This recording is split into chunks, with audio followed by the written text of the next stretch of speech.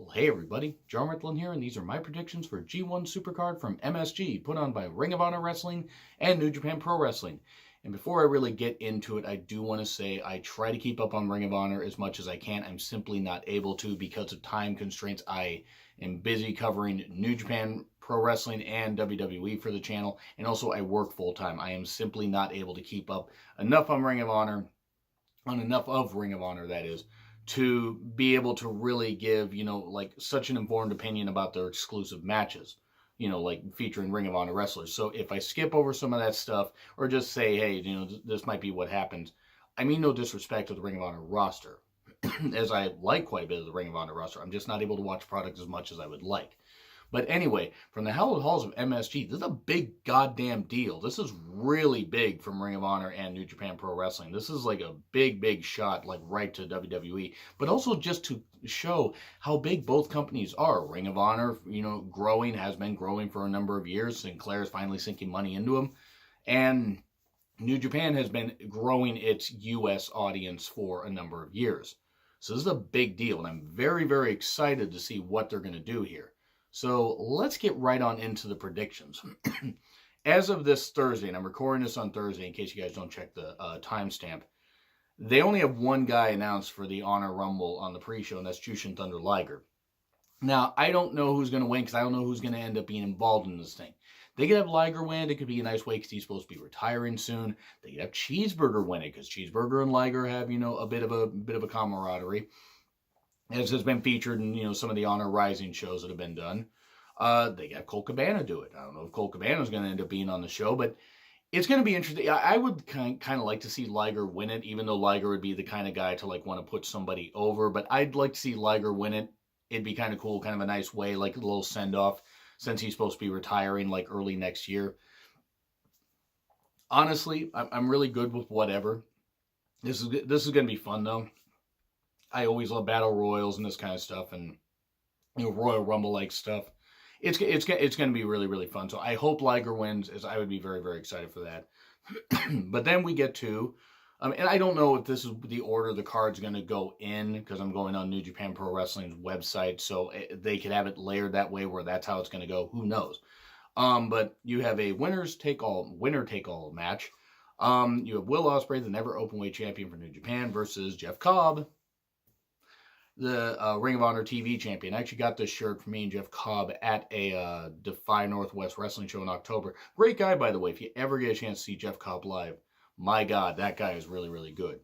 Big, strong lad. I mean, and really nice. Really nice. Very personable. I actually talked to him about how he had a great match with Goto at the G1 special for the Never Openweight Championship back in July of last year.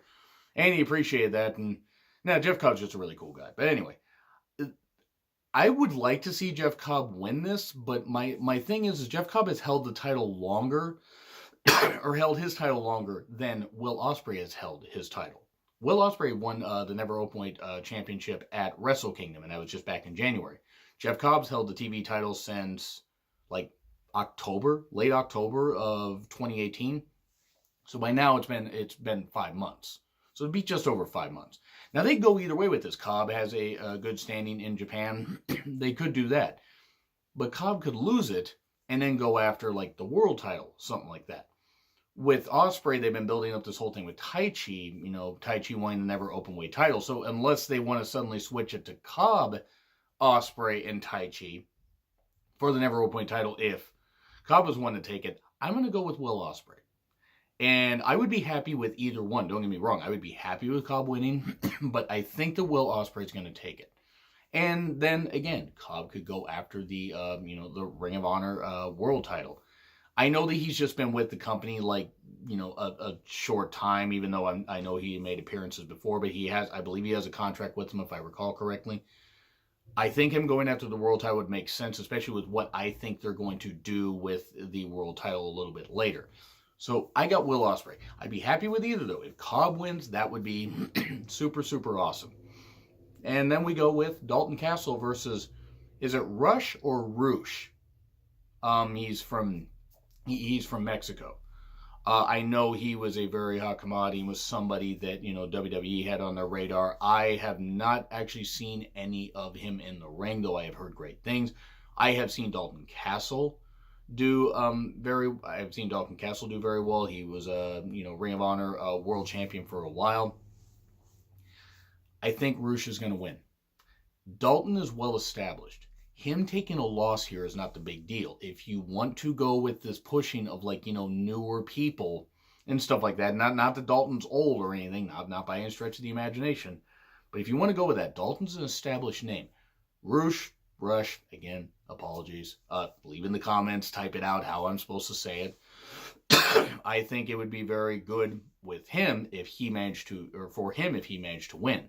So I think that he is personally going to get the victory here. Though Dalton would be nice. He'll obviously bring the boys there, and maybe they'll try to interfere. But I think Rush is going to win it. And then we get to the Women of Honor title match with the same women, I believe, that faced off at the was it the December show? The December show, Final Battle, I think Final Battle or something like that. You have Mayu Iwatani. I am terrible with Japanese names. Despite the fact I've been watching Japanese wrestling for a number of years and watching New Japan Live for over a year now, I'm still terrible with Japanese names. I apologize. But Mayu Iwatani, who is a champion, versus Kelly Klein. And I think they faced off, and I think Iwatani took it from Kelly Klein not even that long ago. I think she's had it for about 2.5 months at this point. I think they're going to switch it back to Kelly Klein. I admit to not knowing a ton about the Ring of Honor, women's roster. I will say that Kelly Klein's Twitter game is on point, that she is quite good with responding back to, hate and everything. They could have Iwatani win and possibly put over somebody else down the line.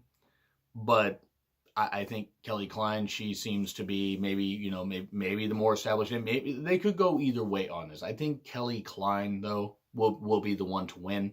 Again, I try to follow what of Ring of Honor I can.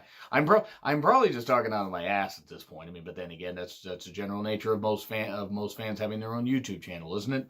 But yeah, Kelly Klein, I think we're going to see the title switch back.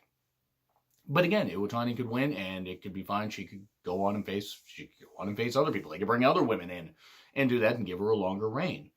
Then we get Bully Ray versus blank in a New York City Street Fight Open Challenge. Now, I was going to originally say Flip Gordon, but apparently he had some kind of injury that kept him off of either a Ring of Honor live event or a TV taping. If that's the case, and if he has to miss this, then it won't be Flip. Now, it could be Flip. They've been having a storyline going for a while. This is a name I'm going to throw out. I'm not going to throw out CM Punk, by the way, because I don't think there's any goddamn way he shows up. I'll tell you this. He shows up, that would be something else. Minoru Suzuki. Tell me you wouldn't want to see Minoru Suzuki versus Bully Ray in a New York City street fight. That would be something else. Because otherwise, I can't think of too many other people. Tomohiro Ishii, maybe? He's got enough of a name. People tend to know, people tend to sing his praises here in the States as well. So it could be Ishii, it could be Minoru Suzuki. Again, it could be Flip Gordon. They could go that route. I don't know who else it could be. Could it be CM Punk? Sure. Pigs could also, fly over my head right now. And no, I'm not going to superimpose pigs flying over my head because I don't have that kind of budget, because I have no budget for this show. Minoru Suzuki or Tomohiro Ishii or Flip Gordon. Because again, it's an open challenge. Unless suddenly they have a TV taping and they announce who it's going to be. I don't think they're going to do that. I think they're going to keep the buzz going and then watch it ends up being somebody that nobody cares about. The three I would care about. But who knows? If it ended up being CM Punk, I would be totally surprised. It won't be. But Suzuki or Ishii would be my choice, but it'll likely be Flip Gordon unless he is severely injured. And then we go with Taiji Ishimori versus Bandito versus Dragon Lee in a three-way match for the IWGP Junior Heavyweight Championship, and it's going to be Ishimori. It's going to be Ishimori because unless they have Dragon Lee win it and have Hiromu Takahashi come back and show up, there's no reason to take it off of Ishimori right now. He won it from Kushida. He defended against Jushin Thunder Liger at the 47th anniversary show. 46 was last year. Because I can math. Ishimori should be the one to retain here. I mean, nothing against Bandito. Bandito's fantastic. I saw him live at, I think, at the same event that I saw Jeff Cobb at. Bandito is really goddamn good. Dragon Lee is really goddamn good. Dragon Lee winning wouldn't be the worst thing in the world if they wanted to go with the, the Hiromu Takahashi route. I think Ishimori's going to retain. Because I don't think they need to flip-flop so many goddamn titles. Now, they're going to do it in some of the winner takes all match, or the 2 matches they're going to be doing. But I don't think they're going to be flipping so many titles. So I got Ishimori retaining. That one's pretty simple. Then we go with what originally was supposed to be a 2-team winner-take-all match for the IWGP and Ring of Honor tag titles has now turned into a 4-way. The Guerrillas of Destiny, Tama Tonga, Tangaloa, the IWGP heavyweight tag team champions, versus the Briscoes, who originally were the Ring of Honor tag team champions until losing them to PCO and Brody King from Villain Enterprises. Brody King, by the way, really good to see live as well. I'm really glad I started going to indie shows so I could see some of these guys. So they're the current tag team champions for Ring of Honor, and then you have Evil and Sonata that the Guerrillas of Destiny beat to become IWGP heavyweight tag team champions again. So, okay, Guerrillas of Destiny, PCO, Brody King are the champions. I think the Guerrillas of Destiny are taking it. They have enough name appeal that they could appear in Japan and Ring of Honor. Now, you could have the Briscoes do it. The Briscoes have won the tag titles so goddamn much. Evil and Sonata have won the tag titles multiple times. Keep it on the Guerrillas of Destiny. And just have them appear in Ring of Honor and that kind of stuff, and put over Villain Enterprises or the Briscoes. Have it be at a pay-per-view for Ring of Honor or something like that. Have that happen. Have Guerrillas of Destiny versus the Briscoes, at the next Ring of Honor pay-per-view. Have the Briscoes win or something like that. I mean, I don't know what other teams you really could have do that, but I'm going to go with the Guerrillas of Destiny. So that's who I think. And folks, I'm going to be right back after this short break. All right, folks, apologies for that little short break. Not that you would know how long it was since I paused the video, but yeah, I have Guerrillas of Destiny getting the victory and holding both tag team championships. I just think it makes the most sense, because otherwise if you have Evil and Sonata do it, I mean, yeah, don't get me wrong. You go with any of these teams, it could work. I think Guerrillas of Destiny. Because Briscoes already have won have won the Ring of Honor tag team championships a lot. And they don't need to be IWGP tag team champions. Unless they have been in years past, but I don't think so. Then we go with another championship match. Zack Sabre Jr., the British heavyweight champion from Rev Pro, versus Hiroshi Tanahashi. It's going to be Zack Sabre Jr. I have nothing but respect and love for Tanahashi. I respect and love Zack Sabre Jr. He just won the title from Tomohiro Ishii at Wrestle Kingdom after Ishii had held it since June of last year, so he held it for about 7 months or close to it. There's no need to take it off Zack Sabre Jr. Not that Tanahashi doesn't have a name all over the world, and I would imagine the UK crowd would love him, but Sabre Jr. should hold it for a bit longer. He's been, after Tanahashi beat him in the New Japan Cup, knocked him out of the New Japan Cup and left him, unable to repeat, his victory from last year, when he won the whole cup. There is no need to put the title on Tanahashi. Because Tanahashi's name is well established and everything. It's not like Zack Sabre Jr. isn't, but Zack Sabre Jr. is on the ascent. Tanahashi's about here. He's done literally everything he can. Now, they could shock, they could have him win, and then Zack Sabre Jr. could win it back, but I'm not a fan of hot potatoing titles. And I know what I just said, it kind of contradicts what I said about, the women's championship, but I just think, again, Kelly Klein could win it. But Sabre Jr. is going to get the victory here. He's going to either make Tanahashi tap out or something. He's probably going to make him just tap out. But we then go with another championship match. Tetsuya Naito. Oh, wait, we have a guest, folks. We have a guest. In case you guys are tuning in for the first time, this is my cat. He is a rescue. His name is Sir. Family pretty much dropped, left him at NOAA, which is a donation center here, in my state. And he looks a lot like a cat that I used to have, so I wanted to have him. And he's a sissy cat, by the way. But anyway, So, yeah, we're going to go with this match for the IWGP Intercontinental Championship. We have Tetsuya Naito versus Kota Ibushi. Tetsuya Naito is the current champion. Been building this whole thing since Ibushi beat him for the championship. Or not beat him for the championship, but beat him to knock him out of the New Japan Cup and built this whole feud for the championship. I am very, very interested in this. I think Kota Ibushi's winning it. They've been pushing this thing for a couple months of Tetsuya Naito wanting to be IWGP and Intercontinental Champion, simultaneously. That's why Kota Ibushi's going to win it here. I think a lot of titles are going to change hands, and I think a lot of things are going to go differently. Now, Kota Ibushi doesn't need to hold the title for long. He could hold it. He could be in the G1, or he could hold it for a few months, drop it, and that kind of stuff. Because I think Kota Ibushi is going to be in the main event of Wrestle Kingdom 14. At least that's my personal opinion. I think it's going to be a great match. I think it's going to outshine their New Japan Cup first round match that took place on night 3, I believe.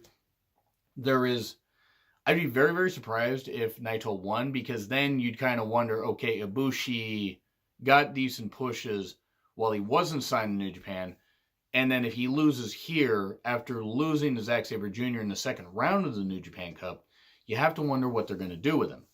So personally, I think Kota Ibushi is going to take it here, and it's going to be very interesting. At this point, Naito doesn't need the title. Sure, it'd be cool to see him be a dual champion, but I'm sorry, he ain't winning the title anytime except, I don't know, Dominion and stuff like that, and him being a dual champion, you know what he'd do? He'd hold off the IWGP Heavyweight Championship, and he'd throw down the Intercontinental title.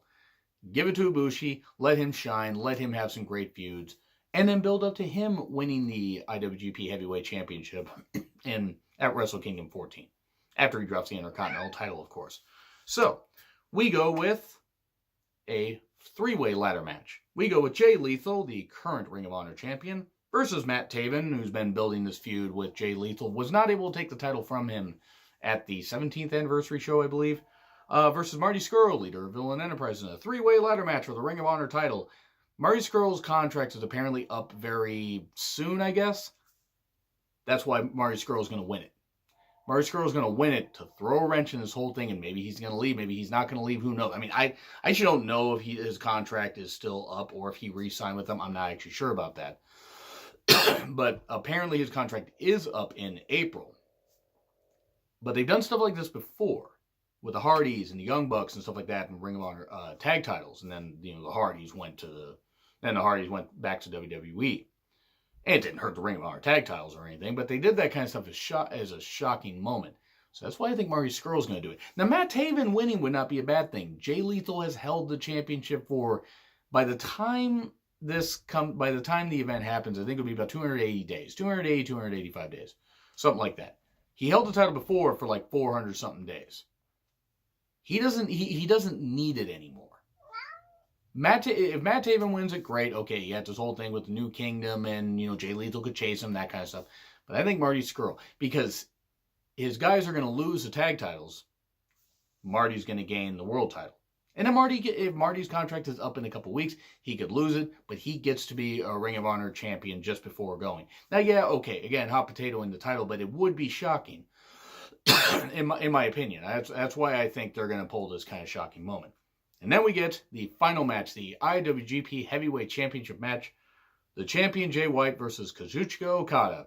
I don't know if I said that right, so I'm just going to say Okada, because I'm terrible with Japanese names, as I've said in this video. I'm torn on this, because if Jay White wins, what do you do with Okada? Do you have him and Tanahashi team up and take the tag titles? You could, but they both got to be in the G1, so then you'd have to have them lose the tag titles soon. But then, that would be Okada losing to Jay White 3 times. In the G1 at G1, Wrestle Kingdom, and then here. And granted, they're pushing Jay White, and I get it, and I'm not against it, even though I don't know if Jay White's entirely ready. At least they're doing something different. The problem is if Jay White loses, that's the second time the IWGP title has been hot-shotted. Tanahashi won it from Kenny Omega, who had held it for like 7 months almost. Lost it 5 weeks later. Jay White will have held it for almost 2 months by the time the G1 Supercard show happens, because he won it on the 11th of February. So to be just under 2 months. And he hasn't defended it once. The problem is, though, is they almost want to go with this redemption storyline of Okada. I don't know who else Jay White could face on the face side, unless you have Ishii, Sonata, and that kind of stuff. I don't know if you have enough fresh faces for Jay White to face. And I don't know how long Jay White's going to hold it. Jay White does not need to be champion for that long, because who's to say he's not going to be champion again soon? Because they capitalized on him and all the heat he had. Okada. I think Okada's going to win. They could do some fluky finish, this kind of stuff, whatever. They could have it where, it's a screwy finish. But I don't know if this is going to main event. I don't know if the ladder match is going to main event or this is going to main event. It's going to be very interesting, though. I got Okada winning, but I'm very, very, very torn on this one. Leave in the comments what you guys think. I would love to know what you guys think. But yeah, I did the best I could with this card. I think it's going to be very, very good. Barring some unforeseen change, however, I will be reviewing this, watching this live and reviewing this with my co-host, the Durbinator, my best friend Chris. So yeah, it's going to be very interesting to see what happens there. This is going to be a very loaded card, though. Leave in the comments what you guys think. Which match are you most looking forward to? Which match could you take or leave? Who do you think is going to win the Battle Royal? Who do you think is going to accept Bully Ray's open challenge for the street fight? Like, share, subscribe, Twitter handle in the description. I'm John Ritlin. I will see you soon.